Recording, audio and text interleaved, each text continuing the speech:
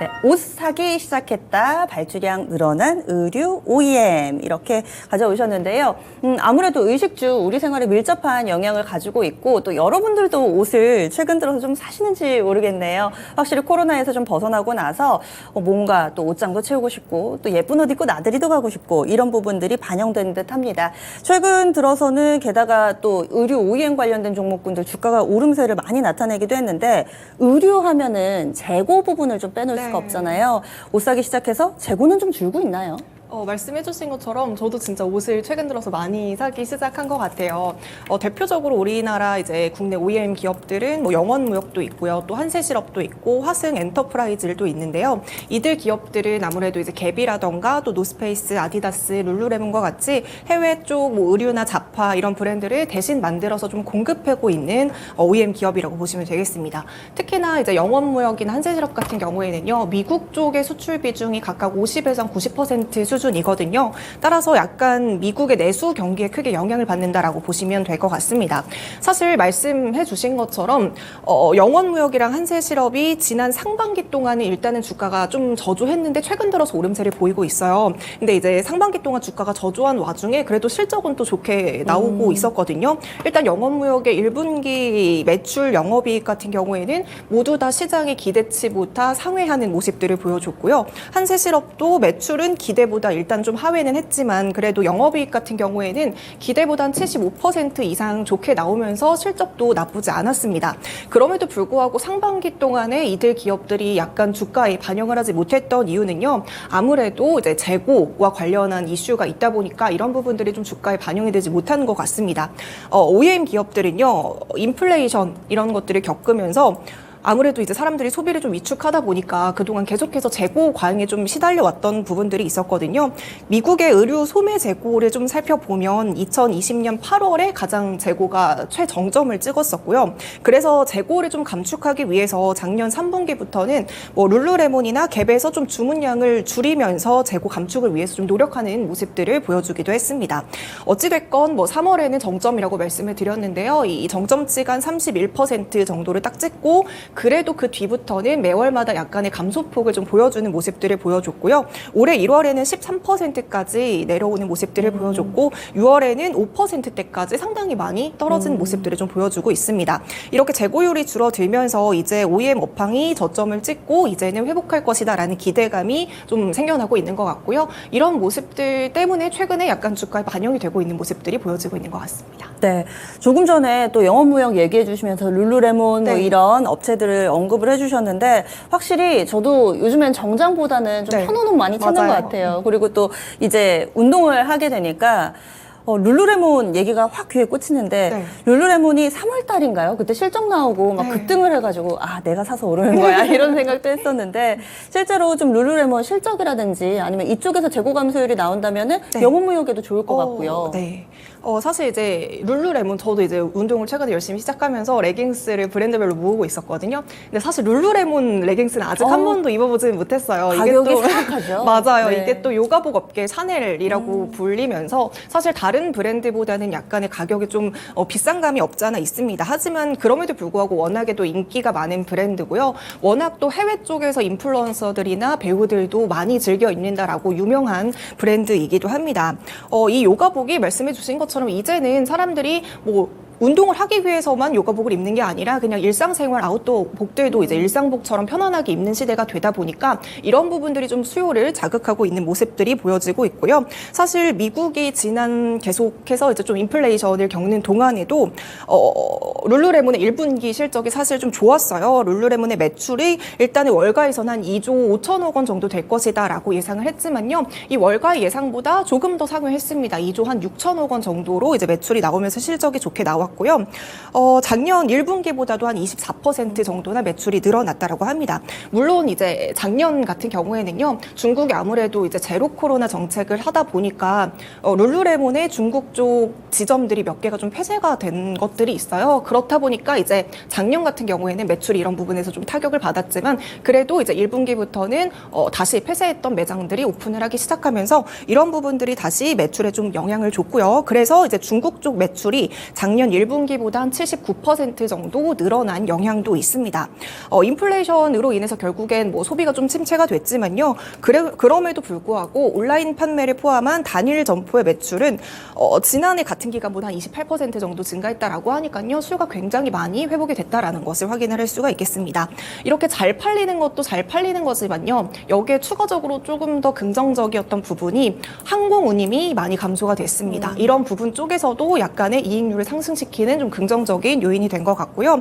이렇기 때문에 결국에는 그동안 계속해서 문제가 되어왔던 재고 이슈에 대한 부분도 상당히 많이 개선이 되고 그러면서 재고들도 계속해서 지속적으로 감소를 하고 있습니다.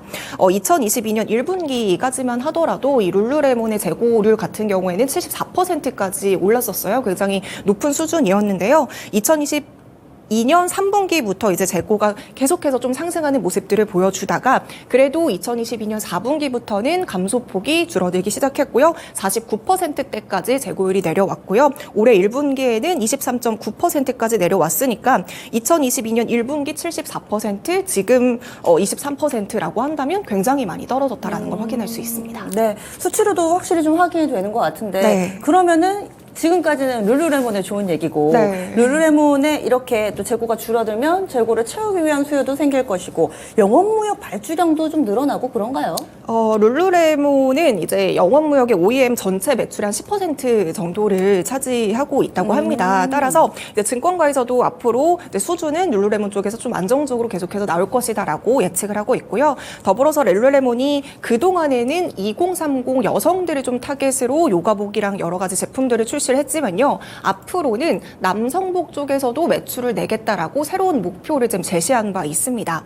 앞서 이제 룰루레몬의 실적이 잘 나왔다라는 것도요. 단순히 막 레깅스를 많이 팔았다라는 측면뿐만이 아니라 계속해서 뭐 에슬레저북뿐만이 아니라 의류나 자파나 이런 부분들을 새롭게 출시를 하면서 이런 부분 쪽에서도 이제 새롭게 고객들을 다양하게 확보했다라는 것도 룰루레몬의 좀 장점이라고 볼 수가 있을 것 같은데요. 사실 룰루레몬이라는 브랜드 자체가 지금 시장에서도 굉장히 트렌드를 너무나도 잘 반영하는 브랜드다 이렇게 평가를 받고 있습니다. 이렇게 좀 공격적으로 고객들을 확보하는 모습들을 보여주고 있고 또 앞으로는 남성복 쪽으로도 좀 초점을 맞춰서 수익을 다변화하겠다라고 목표를 제시한 만큼 여기서 또 수요가 많아지게 되면 당연히 영업무역에게도 남성복 쪽에서도 OEM 그 수주가 들어오게 된다면 여기서도 당연히 좀 긍정적인 부분이라고 볼 수가 있을 것 같습니다. 사실 그리고 영업무역 같은 경우에는요, 뭐 룰루레몬 말고도 다른 고객사들을 확보를 하고 있잖아요. 뭐 예를 들면 노스페이스도 있고요, 또 파타고니아도 있고 아디다스 굉장히 여러 가지 고객사들을 보유하고 있습니다. 최근에 이제 리오프닝이 다시 시작이 되면서 사람들이 이제 본격적으로 등산도 정말 많이 다니기 시작하고요. 지금은 물론 덥지만 앞으로 조금 더 선선해지고 이제 또 휴가 시즌이 다가오게 된다면 캠핑 가는 수요들도 굉장히 그쵸. 늘어날 것으로 보여지고 있는데요. 이렇게 다양한 좀 레저 활동을 즐기는 사람들이 늘어나는 만큼 이렇게 아웃도어 쪽에서도 수요가 많아지면 당연히 수주가 많아지게 되고 이게 또 긍정적으로 볼 것으로 보이고 있습니다. 이에 따라 좀 증권가에서는요, 아웃도어가 일단은 노스페이스 쪽의 성과를 기반으로 연매출이 한 9,053억 원 정도로 전망을 하고 있고요. 영업이익은 2,120억 원을 낼 것이다라고 전망을 하고 있습니다.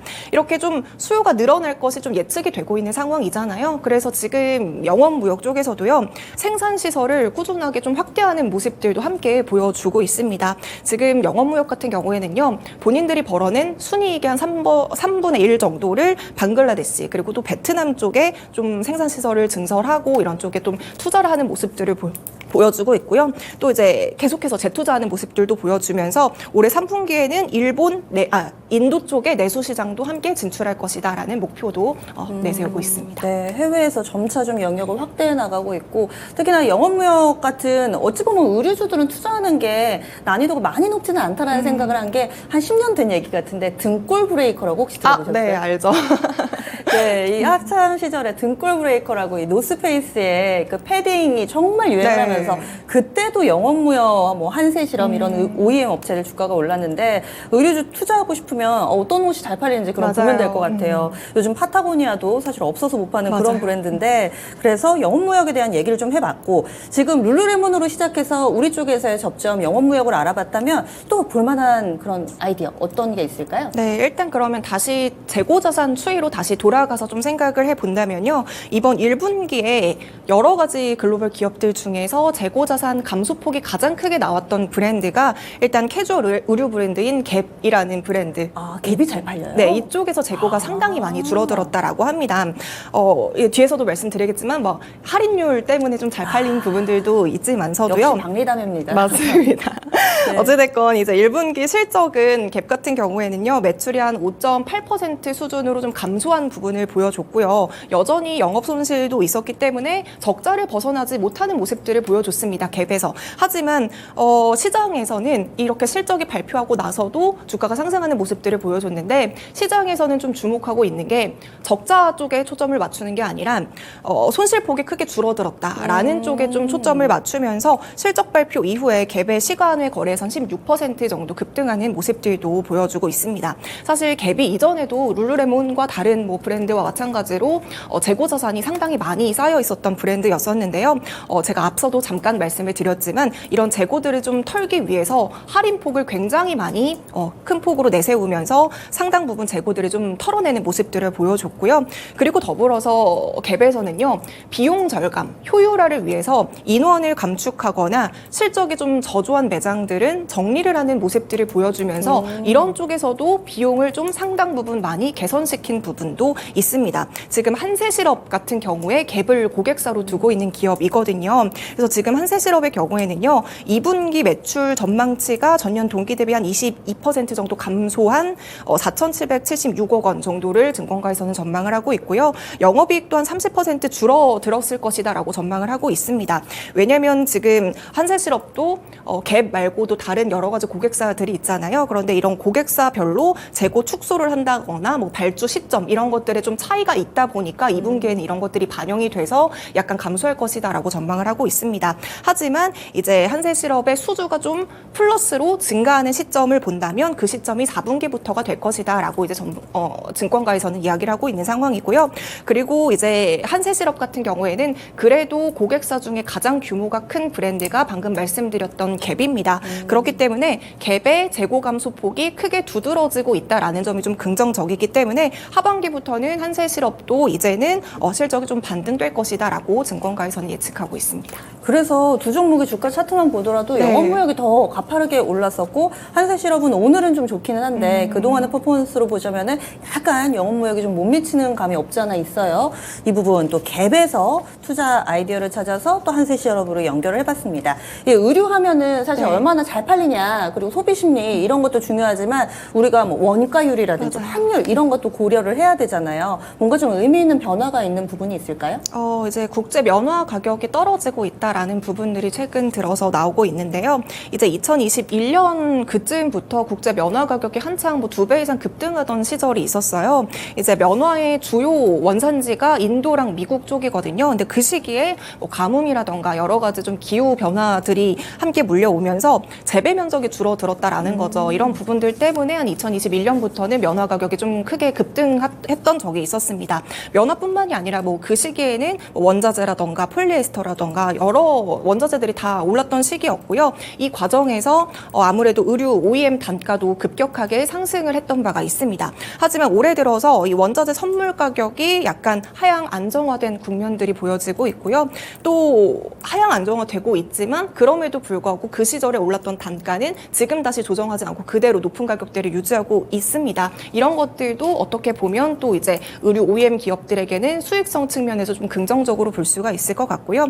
증권가에서도 지금 이제는 여러 브랜드들이 재고 조정이 좀 마무리된 국면들을 보여주고 있고 이 시점에서는 이런 원자재 가격도 떨어지고 있는 만큼 OEM 단가가 또 실적 개선으로 이어질 수 있겠다라고 이야기를 하고 있습니다. 네. 그럼 원가율도 좀 좋아지고 있는 상황이네요. 이래저래 좀 좋은 환경이 형성되고 있는데 룰루레몬 받고 갭 네. 받고 그리고 우리가 미국의 의류하면 상장사 가운데서는 그리고 또 일상생활에서 나이키 또 빼놓을 수가 없잖아요. 근데 나이키는 주가가 안 좋더라고요. 그렇죠. 나이키는 올해 들어서만 약간 주가가 또 10% 빠지는 모습들을 보여주고 있는데요. 2021년 11월에 나이키 최고점과 비교해서 본다면 40% 넘게 빠졌다라고 볼 수 있습니다.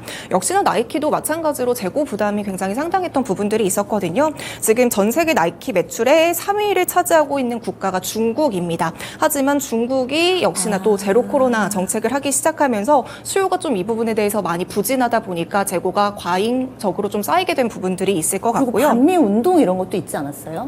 그랬나요? 그 나이키 제품 막 네. 불태우고 뭐 나이키가 대만 문제와 관련해서 또 관계자가 발언을 해가지고 그래서 또 소비 심리가 안 좋다 뭐 이런 기사도 본 것 얼핏 같아요. 들었었던 것 같습니다. 네. 이런 부분들도 아무래도 또 수요에도 영향을 미쳤었던 것 같아요. 어찌됐건 이제 나이키도 과도하게 좀 재고를 쌓이다 보니까 뭐 재고를 쌓이게 되면 이런 창고를 운영하는데도 비용이 굉장히 많이 들잖아요. 이런 부분들을 어찌됐건 기업들은 털어내는 것이 좀 급선무일 것 같은데요. 역시나 나이키도 앞서 갭과 마찬가지로 좀 할인 정책들을 내세우면서 재고를 감소시켰고요. 그 결과 작년 2분기 재고는 이제 43% 정도 수준이었는데요. 올해 1분기에는 15.6%까지 재고를 큰 폭으로 떨어지는 모습들을 보여주고 있습니다. 근데 지난 이제 3월에 발표를 했던 나이키의 그 회계연도 3분기 실적이 있었어요. 근데 실적이 예상보다 굉장히 좋게 나왔습니다. 하지만 호실적을 발표한 이후에 주가는 오히려 한 이틀 연속으로 빠지는 모습들을 보여줬거든요. 그 이유가 바로 이제 마진율이 하락했다라는 모습들 때문에 주가가 좀 하향 조정되는 모습들이 보여지고 있어요. 지금 나이키 실적을 통해서 총 그 매출 총 이익률이 감소했다라고 이제 시장에서는 해석을 하고 있었는데요. 나이키 3분기 매출 총 이익률은 43.3%로 전년 동기 46보다 더 이제 감소한 모습들을 보여주고 있습니다. 어찌됐건 이제 매출 총 이익률이라고 한다면 원가를 제외하고 얻어진 이익의 비율로 이제 원가가 상승하게 되면 매출 총 이익률은 감소하게 된다라고 이제 개념을 보시면 될 것 같은데요. 앞서서 나이키도 이제 갭과 마찬가지로 좀 할인율을 대폭 크게 조정을 해서 재고를 털어내는 과정에서 가격은 낮춰서 팔았어요. 하지만 뭐 달러 가치라던가 원자재 이런 것들은 가격이 상승을 하게 되면서 결국에는 매출 총 이익률이 감소하는데 좀 악영향을 줬다라는 거죠. 이런 부분들도 그 당시 나이키 주가가 떨어지게 된 원인이 된 것 같고요. 여기에 더불어서 이제 모건 스탠리에서도 나이키의 재고 회복세를 좀 비관하는 언급들을 했던 이제 뉴스들이 보도가 됐습니다. 스포츠웨어 채널을 이제 모건 스탠리에서 점검을 했다라는 거죠. 그 점검을 했더니 스포츠웨어 쪽에서 이제 수요가 계속해서 둔화되는 모습들을 보여주고 있다라는 것을 확인해서 이런 부분들을 좀 언급을 했던 것 같고요.